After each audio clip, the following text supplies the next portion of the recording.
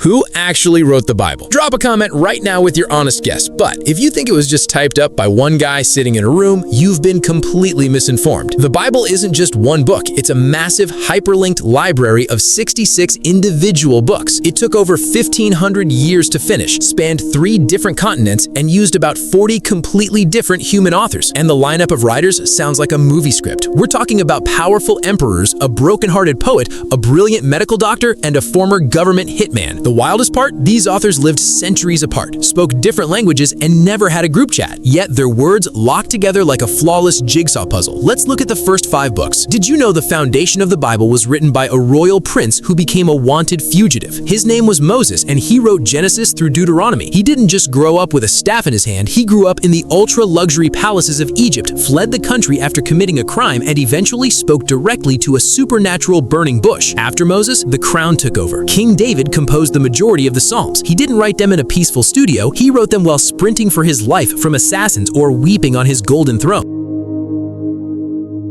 Pop quiz for the comments. Who was David's billionaire son who wrote the book of Proverbs? Guess in 3, 2, 1. It was Solomon, the wealthiest man to ever live. He penned Proverbs and Ecclesiastes to prove a massive point. All the money in the world won't buy you a soul. Drop a broken heart emoji if you've ever felt completely trapped by your environment, because the next wave of writers knew that exact feeling. They were the prophets. Ezekiel didn't write his chapters from a comfortable office. He wrote them while living in a literal prisoner of war camp in Babylon. Jeremiah wrote his book while watching his entire hometown burn to ashes. But inside all their dark poetry, they left hidden, coded clues about a savior who was coming to break the world out of chains.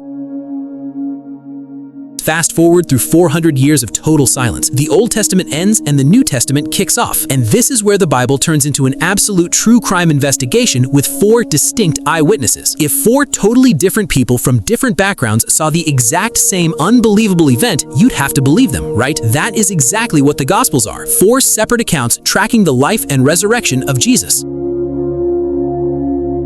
Matthew was a corrupted, widely hated government tax collector. Mark was just a teenage assistant who took messy notes while listening to the Apostle Peter. Luke was a highly skeptical, brilliant medical doctor who investigated the claims like a detective. John was Jesus's literal best friend, but none of them matched the sheer shock value of the guy who wrote the next 13 books. His name was Paul. He was an elite religious executioner whose full-time job was to hunt down and eliminate Christians. But after an aggressive face-to-face encounter with Jesus on a desert highway, he flipped his entire life upside down and wrote half the New Testament from a prison cell. The final book of the Bible reads straight up like a high-budget sci-fi thriller, and it was written on a deserted rock. John, the same best friend of Jesus, was exiled to a brutal prison island called Patmos. Stranded there, he was given a cosmic vision of the literal end of human history and wrote it down as the Book of Revelation. So why should you care about this while scrolling on your phone today? Because despite 40 human hands holding the pens over thousands of years, there isn't a single contradiction in the ultimate message. It's a supernatural message written specifically for you. Humans held the ink, but God directed the thoughts. Now I want you to decide where we go next. Drop a comment right now telling me which book of the Bible we should study next time. Make sure to hit that follow button so you don't miss the book you voted for. See you then.